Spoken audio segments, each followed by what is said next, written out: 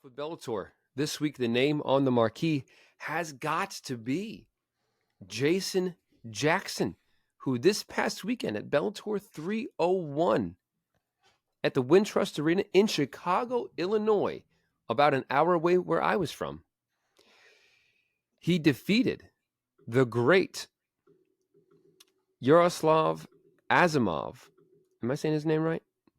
Amosov by knockout in the third round. The official time 2:08 of round number 3, defeating the undefeated Amosov. Mark, start us off. Give us your take of the surprising performance by Jason Jackson. What a sport. What a sport. Amosov was minus 500 in some places coming into this fight. And I think what we really learned here is that we, and by we I mean the MMA community like as a whole, evaluated both of these guys' levels incorrectly. For Jason Jackson, I know I myself looked at him as a solid, big, strong guy, good wrestler, serviceable hands. But I had him pegged as a guy who was maybe in the top 20, 25 welterweights if, say, he had come to the UFC. Like, probably never ranked unless he got the right type of matchups. Maybe like he's fighting Santiago Ponzinibbio, like something like that. That's kind of where I had Jason Jackson in my brain. And I think his Bellator resume of mostly older guys in Douglas Lima and Paul Daly and Jordan Mean, and then smaller guys like Bendo and, guys who are kind of a one-trick pony like Neiman Gracie, like that resume, it didn't really have anyone so thrilling on it. And I think it kind of tricked us all into missing how good Jason Jackson was. And then on the flip side with Amosov, I think as much as I tried to resist viewing him as like a top 5 welterweight in the world because of the same thing about who he was fighting in Bellator, he had been so damn impressive and so damn dominant, and he was 27-0, and it just hit a point where it felt like you couldn't deny it anymore. And the rest of the world, I feel like, was on board with this as well, where we had thought, if he came to the UFC, he'd probably be in the mix contending for a title. And I think now we realize that was probably a little too aggressive too, because I don't think he's that. So I think going into this fight, one guy was underrated and one guy was overrated, and we found that out. Did Amosov have a bad night? Maybe he did. Who knows? He certainly didn't look great. I don't know how much of that was him, how much of that was Jackson. But no matter how you slice it, I don't think I've been that shocked in MMA in a while. There probably is something not that long ago I'm forgetting. I feel like there's a lot of shockers in MMA, but not that I'm thinking off top. Not that I didn't think Jason Jackson could compete, but to see him do it the way he did was unreal. I mean, he won every round. He walked him down. He stuffed every takedown, and he put him out. That was complete dominance from Jason Jackson and a massive, massive statement on his talent level. And on the finish, just to say, the amount of people who can't seem to see this right uppercut that clips Amosov behind the left ear on his way down is wild. Like, there's so many people like, wow, he got KO'd by a stuffed takedown. I've never seen that before. Like, his head must have got pushed into the mat. Like, it's a perfectly placed uppercut. I don't know how people are not seeing that. Even Big John didn't see it on the broadcast. So I don't get that one. But anyway, yeah, unbelievable finish. Jason Jackson fought the most perfect fight I think he could fight. We'll see how Amosov rebounds from here, but holy hell, what a night, and on a huge card for Jason Jackson to do what he did. Omar, what were your thoughts? Were you surprised at all by the performance of Jason Jackson? I think I was surprised at the dominance of it all. I think I expected a more competitive fight. I think there were moments for Amosov where, we saw him kind of have grappling control, but then wasn't really able to do much with it, even when he did get it. And Jason Jackson looked great on the feet, man. He looked fantastic.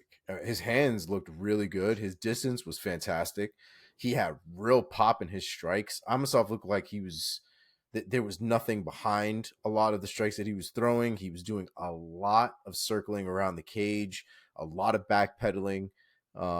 And the reality is doing that stuff is just going to make you wear yourself out a lot faster than when you walk forward. And I think that was really the biggest difference at the end of the day, was the pressure. Jason Jackson was walking forward, and I think the one thing that people don't really notice, if you haven't been in a situation like that, if you're not used to footwork and things like that, cutting off angles is a big deal and creates a lot of goddamn problems if you're on the bad end of things, like Amosov was, right? He's circling the cage, trying to kind of find his way out using lateral movement, but instead of following him in a straight line, in front of Amosov, he was able to kind of cut a corner and still follow him, but at a different angle that didn't really give the same opportunity for escape for Amosov. And I don't know if we've ever really seen Amosov get walked down like that. And it might have something to do with the pressure. It might be that he's not used to or doesn't like to deal with pressure like that. A lot of guys are very comfortable keeping distance, keeping range, using their using their takedowns when they're getting pressured. But when you can't do that against somebody who has damn good takedown defense, then maybe that's what we saw here with Amosov. So beautiful performance from Jason Jackson, fantastic takedown defense, fantastic striking, and a real killer instinct to really get him out of there in the end. Yeah, man. So that being said, what could be next for Jason Jackson, the new champ? Mark? I would think you go rematch here. Amosov has been dominant enough that I feel he deserves to run it right back, and there's honestly no clear contender who's kind of separated himself from the pack and is necessarily waiting in the wings. So, things are going to get weird with this, PFL purchase of Bellator, which we'll talk about later in this episode.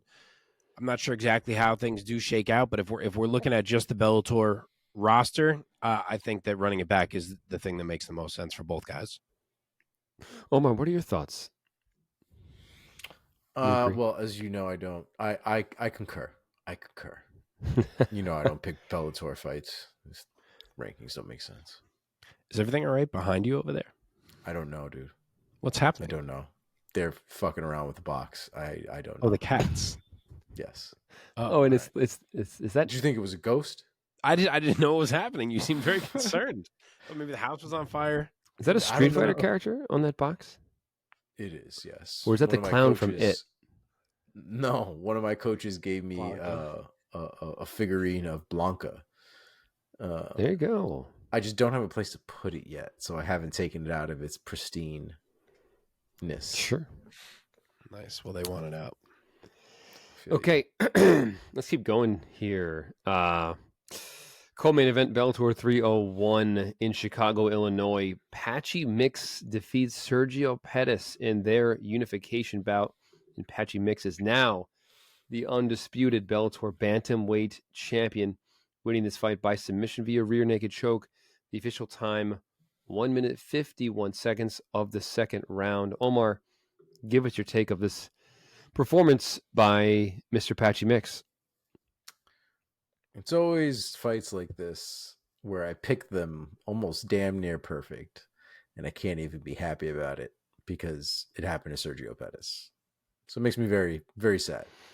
It was a good fight, but I think the real problem is I think you saw from the beginning that Sergio Pettis was already afraid of going down to the ground with Patchy Mix, and I think a lot of the game was involving trying to make sure that he didn't. And I've really gotten into this notion that when you are so concerned about not being somewhere and your opponent knows it, that's all they're going to look to do. You know what I mean? Mm-hmm. And I think it screws up that person's game as well, because you don't spend time implementing your game. You spend time trying to stop somebody else from implementing theirs. And I think Sergio had a real problem with that throughout, I think, the entirety of that fight. And I think I knew that was going to be the case. Patchy Mix, I can only imagine what it must be like to stand in front of Patchy Mix. Like, you see that, like, ridiculous human being. He is a specimen, and for you to have to go up against him, I can only imagine how terrifying that is. He's like the Jonathan Almeida of, like, the small people. You know what I mean? And And I think you really saw it in Sergio's performance. And I think a lot of fighters have a lot of doubts and things like that, especially when they build certain things up in their head. But it was a little sad in that sense because Sergio does have really good ground game, and you saw a lot of that in the first round. Although he got controlled, he was still able to, kind of work himself in there. But in the second round, man, he got caught. His arm got laced through that leg, and once his arm was trapped, I mean, you could see it coming from a mile away that you're not gonna defend Patchy Mix's submission attempts with one arm. You're just not. It's not gonna happen. People can barely do it with two. I guarantee you, no one's gonna do it with one. So I mean, it was a beautiful performance from Patchy Mix, man. He did exactly what he needed to do. I thought he did well on the feet as well, for being wholly honest. But his ground game is next level, and it is almost, at this point, it is almost just as reliable as like a solid right hand. It's a problem. Yeah, man. Yeah. Mark, let's bring you in here. What were your thoughts on this performance by Patchy Mix? The ascent of Patchy Mix, man. What a damn march to the title this has been. From Kyoji to Magomedov to Stots and now to Sergio Pettis. I mean, this man is inevitable right now. That's truly how it feels. Like, it's just a matter of time. And it was in this one. A minute into the fight, Mix was already carrying Sergio across the cage. And it was all downhill from there. He's too big. He's too skilled. He's too smothering. He's too smart with his setups. And yes, Sergio survived on bottom in round one. But round two, Mix was right back at it. And I loved the way he got it to the mat by pushing off the cage with his foot to use the momentum to roll through and position himself firmly on Sergio's back. Then it was hooks in. Then he trapped the right arm, and then he choked him out. I mean, he's Aljo, man. It's the same thing. He's the human backpack. And what a fight those two would make. But he is the Bellator version of Aljo, and same weight class. But he's unstoppable right now. Tough one for me, man. I'm Team Pettis. Yeah. And having had the pleasure to meet Sergio a few times at some APFC events, also the nicest guy. Humble, kind, such a good guy. So only want to see the best for him. So this was a tough one. That being said, Patchy Mix, undeniable how talented that man is and how skilled he is at what he does. And yeah, I wish it was a Bellator UFC merger, because I would love to see Patchy Mix go up against Aljo. That would be a fantastic bantamweight grappler's delight. I mean, yeah. That being said, Mark, what do you think could be next for Patchy Mix? I don't know where he goes, man, because he just beat Magomedov, then he beat Stots, and now he beat Sergio consecutively. And they're the top three contenders. You know, Sabatello just lost. If he won, maybe he could have been in the mix, but we're going to get to him in a second. The only other name that makes any sense to me who's in that mix is Juan Archuleta. He is the one man who has beaten Patchy Mix. He is the Ryzen champ currently. He's been fighting over there. He's won 3 times in Japan already. The first one was on one of those co-shows with Bellator, but he's fought 2 more times. He does have an enormous fight coming up in December against Kai Asakura, which is what the original fight for the title was supposed to be, but Kai got hurt, so now it's been scheduled again for December as Juan's first defense. But and I know he still has his deal with Bellator, so if he does win that fight, and you can get him to come back and fight Patchy, I know Patchy always says he'd love to avenge that loss. Obviously, it's his only one. I think that's actually a pretty big deal, especially if he's carrying that Ryzen belt when he does it. But aside from him, as I said, unless you're quickly going back to someone Patchy just beat, I'm not really sure who makes any sense. Yeah. All right, man. Let's move on here. Also in the bantamweight division. Wait, can I do Sergio real quick? Oh, yep. Oh, sure. Yeah, please. I don't know enough. I don't know if you know, Mike. Do you know if he would fight Raufeon Stots? Do you know the detail of their relationship? Stots is a Rufus Sports guy. I know. Or is he still, or was he? Stots? Yeah, is he currently Rufus Sport? He is? I think so, yeah. They probably would never, right? I remember they said they would do it if it was the finals of the Grand Prix. But otherwise, I wonder if they ever would. Because really, like, that's the fight. If we have to match Sergio up in Bellator, like, he's fought most of these other dudes, that's where you should go. But I guess if you can't do that, then Magomedov could probably work as a good one. All right. Here we go. Speaking of, also in the bantamweight division, Raufeon Stots defeated Danny Sabatello for the second time, this time by a unanimous decision. All three judges scored the fight 29-28 in favor of Stots. Mark, keep going here. Tell us why Stots won this fight, this time unanimously on the scorecards. What an absolutely crazy, ridiculous fight this thing was. The scrambles and the grappling transitions that we saw from these two men were some of the best and most competitive we've ever seen in a fight. And Raufeon was able to just edge it out again, but it was close. And Danny almost did exactly what I said last week that I thought he could do. He was very close to doing it. I said, with it being a 3-round fight, I thought he could just push really hard to keep Stots under control and bank 10 minutes. And then no matter what happens, the cards would have to go to him. And he came really close to doing just that because he took round one, and you could tell he was pushing with maximum effort, whereas Stots looked, a bit calmer, more like he was managing himself. And then he almost did it in round two, but he only made it 8 minutes, and he had to make it 10. He had Stots back, and he let him spin to top position with 2 minutes left in the round. And then he let Stots accomplish too much there, and Stots was able to steal the round. So 2 more minutes, he could have done it, and round three wouldn't have mattered, but he let Stots reverse that position, and then he needed round three, and he couldn't get it because round three was clear for Raufeon. So again, another really close fight. They both cause a lot of problems for each other. Raufeon can't open up because he has to be so focused defensively to not end up in bad positions because it'll happen quick with Danny. And then Danny, like, you watch it and you want to say, hey, man, you need some ground and pound. But I don't think Stots is ground and poundable. Like, if you open up for 1 second, he's gone. Yeah. It's unreal how quick he can get out of position. So they're a tough fight for each other to deal with. Neither looks that – I mean, they both looked good. The transitions were amazing. But in terms of any dominance over the other, neither really gets to have any. But it is 2-0 Stots, and rightfully so. Yeah, man. Omar, your thoughts? I actually thought this fight was less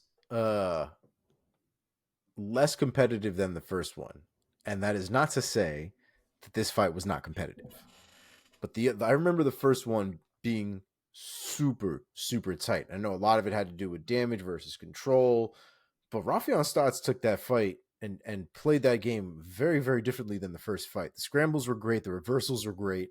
And I think his ability to push the pace on Danny as well.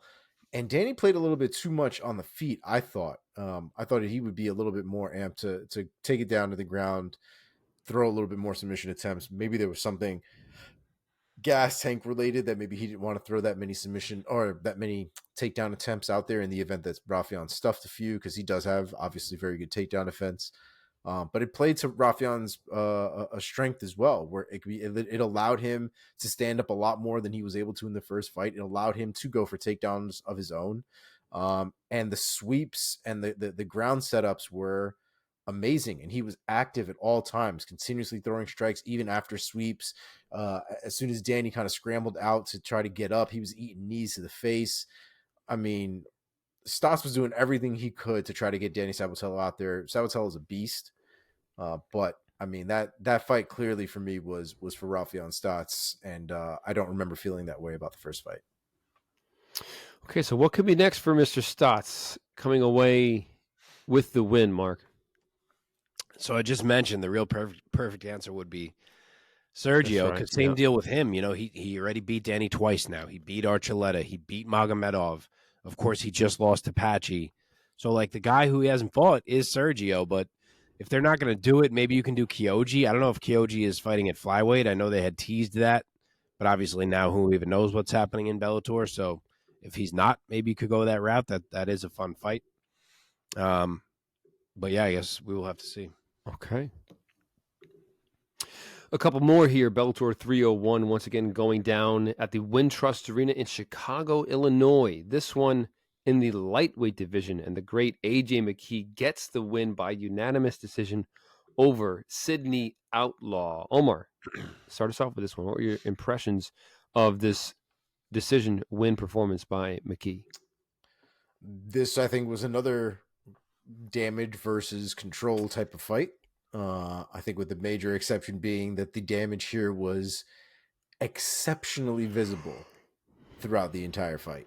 I mean, AJ McKee opened up Sidney Outlaw throughout that fight, landing elbows, landing strikes in the ground. There was obviously a ton of control from Sidney Outlaw, but literally like no damage done from him on the ground, I think, to almost any extent. I think all the damage that had been done throughout those 3 rounds, for the most part, whether it was striking or whether on the feet or whether it was on the ground, was all AJ McKee. So I couldn't really be mad at the fact that while AJ McKee was on the ground on the bottom for a majority of that fight, he was the one that was landing all of the damage and all of the strikes. So AJ McKee wins by unanimous decision, and Sidney Outlaw needs to do something different with that game plan of his.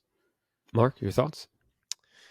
Yeah, this one was a little hairy for a minute there. You know, AJ McKee losing to Sidney Outlaw, especially in like a grinded out fashion, would have definitely taken a bit of buzz off of AJ McKee's name. And it wasn't looking great after round 1. You know, Outlaw took him right to the mat, which will be interesting to keep an eye on, you know, with McKee at lightweight now if he fights other big 155ers who can wrestle.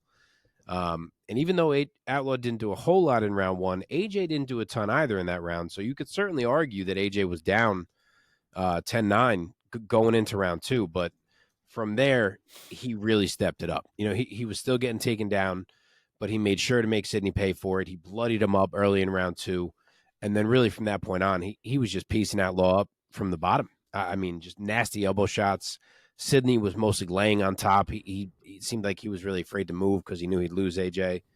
And round 3 was mostly the same. So I was nervous that the judges would mess this up because it was a lot of top time for Outlaw. But thankfully they all got it right, which was good to see. Yeah, man. And they gave him 30-27s. Like, yeah, they all gave him the first too, which I didn't expect. I didn't even give him the first, but yeah, I'll take it. Mark, do you have names for both of these guys moving forward, or just McKee? I can give you both if you wish. Sure. I don't know if AJ has a chance to step in and meet Alexandr Shabily in the Grand Prix final. I know he did mention it. I touched on it last week that he should, and he did. Granted, he did say that it would be fair to give it to Brent Primus since he fought a guy who popped, which I'm guessing is what they will do. But if not, AJ McKee and Shabily would be a pretty awesome final. If he's not getting it, though, let's just book him and Patricky Pitbull. I know we're going to talk about Patricky in a second. I know he lost, but why beat around the bush? They both want it. There's nothing else for them at the moment. Let's book it. Let's get it done. Let's see that fight. Oh, and then for Outlaw, I'll use him as a test for someone coming up at this point. Maybe like a Godzi Rabadanov or a JJ Wilson, someone like that. Okay, last one before we hop over to the UFC side of things. Alexandr Shabily, UD over Patricky Pitbull. Omar. So I said it last week, right? Patricky Pitbull, the Pitbull brothers in general are not perfect, but I enjoy the way that they fight, right? This was fucked up. Like, Patricky got manhandled for 5 rounds.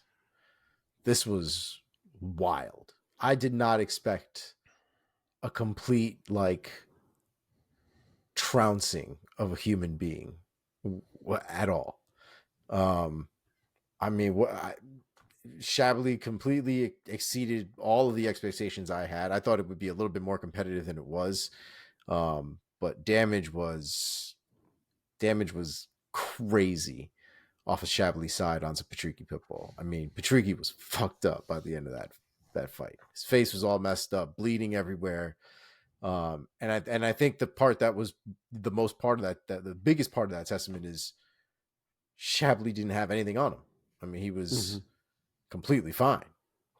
It was sad. It was sad to watch Pitbull go down like that. You know, usually when Pitbull loses or when either one of the Pitbull brothers lose, there's a fight that's involved there. But damn, Shabily really just he took advantage, man. He had his openings. He knew what he was doing, and he completely abused him for 5 rounds. Mark, your thoughts? This was the Alexandr Shabily showcase. The speed, the accuracy, the head movement, the footwork, it all had Pitbull thinking so much that he couldn't do anything to change that fight. He was more or less frozen by Shabily. And yeah, he had a burst or two, but the technique of Shabily was just on a wholly other level. He was mixing it up all fight long. He had Pitbull's face looking like he got beat with a bat by the end of it. And he Yes. really announced himself to the MMA world in terms of just how good he is. Okay. And take us home for this Bellator card, Mark. What could be next for both of these gentlemen here? So Shabily goes to the final for the $1 million that I assume is still going to happen in some fashion. It is a shame for him that it is not going to be the title shot against Usman Nurmagomedov that it was supposed to be, because he really does deserve a fight like that after what we just saw. But he is going to get, as I was just touching on, probably Brent Primus, maybe AJ McKee, depending what they decide to do. So that's what he's got. He'll have a shot at $1 million at least, not the title just yet. And for Patricky, as I said, if McKee's not getting that other fight, I think you finally just make that McKee-Patricky fight. Let us see it.